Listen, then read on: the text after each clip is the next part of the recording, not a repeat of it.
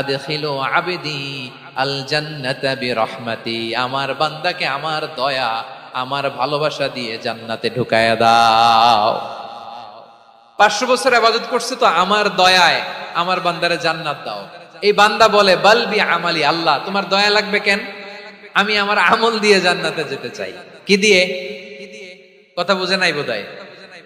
আল্লাহর এই বান্দা কি দিয়ে জান্নাতে ঢুকতে চায়? আমল দিয়ে। আল্লাহ বলছে আমার দয়ায় আমার বান্দারা জান্নাতে নিয়ে যাও ফেরেশতারা। এ বলে আল্লাহ তোমার দয়া লাগবে কেন, সেজদা তো কম দেই নাই, জিকির করতে করতে 500 বছর শেষ করে দিলাম, আবার তোমার দয়া লাগবে? আমি তো আমার আমলেই জান্নাতে যেতে পারি। আল্লাহ বলবেন তাই, ঠিক আছে, আমি চাইলাম দয়া দিয়ে জান্নাত দিব, তুমি চাইলে আমল দিয়ে ঢুকবা, ঠিক আছে, তোমার আমল আর আমার যে দয়া দুইটার একটু মাপ দেই। তোমার 500 বছরের ইবাদত এক পাল্লায় রাখো। আর আল্লাহ বললেন আমি যে দয়া করে এই দুনিয়ার নাজ নেয়ামত বিউটি সৌন্দর্য দেখার জন্য তোমারে দুটা চোখ দিয়েছিলাম, দুটা নয় একটা চোখ আরেক পাল্লায় রাখো। রাখা হবে, দেখা যাবে ওই 500 বছরের ইবাদত হালকা হয়েছে আর মুহূর্তের মধ্যে আল্লাহর দেয়া একটা চোখের নেয়ামত ভারী হয়ে গিয়েছে। আল্লাহ বলবেন তোমার কথা মতো মাপ দেয়া হলো, এবার ফলাফল দেখো, হিসাব বলে তুমি এখন জাহান্নামে যাবা, go to the hell fire, যাও এবার জাহান্নামে যাও। মাপ জোখে যখন আসছো আমার সাথে হিসাব ক্যালকুলেশন, যাও তুমি এবার জাহান্নামে যাবা। এবার লোকটা কাচুমাচু করে বলে আল্লাহ আমি বুঝি নাই, আল্লাহ আমি বুঝতে পারি নাই, খেয়াল করি নাই, তুমি আমারে ক্ষমা করো, তুমি আমারে মাফ করো।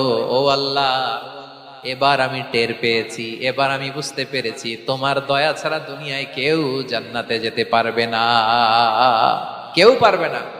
আল্লাহ বললেন ওরে গোলাম তুই তো কিছুই ছিলি না, অস্তিত্বহীনতা থেকে তোরে অস্তিত্বে আনলো কে?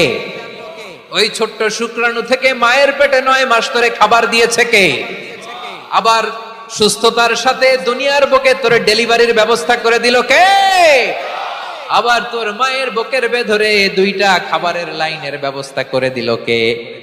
আবার তোকে শৈশব পেরিয়ে কৈশোর পেরিয়ে তারুণ্য, তারপরে যৌবন, এগুলো দান করলো কে?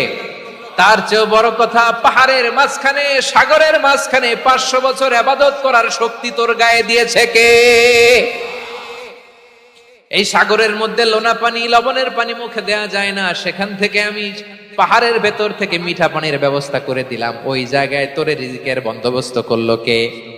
সকাল বিকাল 2 বেলা টসটসে ডালিম খাওয়ার ব্যবস্থা করে দিল কে?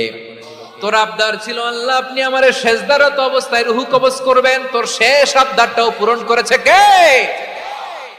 ও গোলাম আমার রহমতের তুলনায়, আমার নেয়ামতের তুলনায় তোর 500 বছরের ইবাদতের কোনো ওজনই হবে না। গোটা বিশ্বের কেউ